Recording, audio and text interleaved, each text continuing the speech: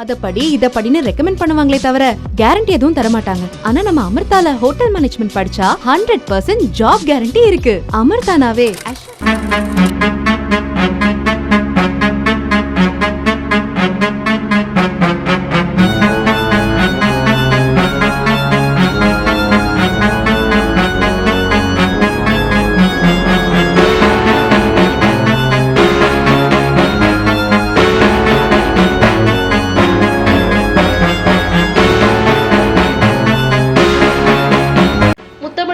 முன்னாள் முதல்வர் டாக்டர் கலைஞரின் 102வது பிறந்த நாளையொட்டி சென்னை மெரினா கடற்கரையில் அவரது நினைவிடத்தில் கழக தலைவரும் முதல்வருமான மு.க.ஸ்டாலின் மாலை அணிவித்து மலர் தூவி மரியாதை செலுத்தினார். அதனைத் தொடர்ந்து தமிழகம் முழுவதும் கழக தொண்டர்கள் கலைஞரின் திருவுருவப் படத்திற்கு மாலை அணிவித்து பொதுமக்களுக்கு இனிப்புகள் வழங்கி கொண்டாடினர்.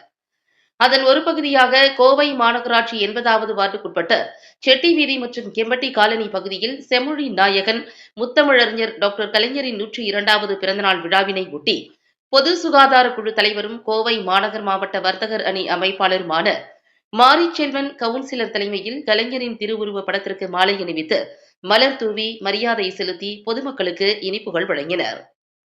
இந்நிகழ்விற்கு பெரிய கடைவீதி பகுதி 2 பகுதி கழக செயலாளர் பத்ருதீன், பகுதி கழக துணை செயலாளர் என்.ஜே. முருகேசன், வட்டக்கழக செயலாளர் தங்கவேலன் ஆகியோர் முன்னிலை வகித்தனர். இந்நிகழ்வு குறித்து மாரிச்செல்வன் கவுன்சிலர் பேசுகையில், தமிழுக்காகவும் தமிழ்நாட்டு மக்களுக்காகவும் அயராது உழைத்த நம் முன்னாள் கழக தலைவர் கலைஞரின் புகழ் பல நூற்றாண்டுகள் கடந்து திகழ வேண்டும். மேலும் கலைஞரின் வழியில் சிறப்பான ஆட்சியை நடத்தி வரும் நமது கழக தலைவரும் நம் தமிழக முதல்வருமான தளபதியாரின் ஆட்சி நூற்றாண்டுகள் தொடர கழக நிர்வாகிகளும் தொண்டர்களும் ஆகிய நாம் அயராது பாடுபட வேண்டும் என்றும், திராவிட மாடல் ஆட்சியின் சிறப்பையும் முதல்வரின் செயல்பாடுகளையும் 8 திக்கும் சிறக்க செய்ய வேண்டும் என்றும் பேசினார்.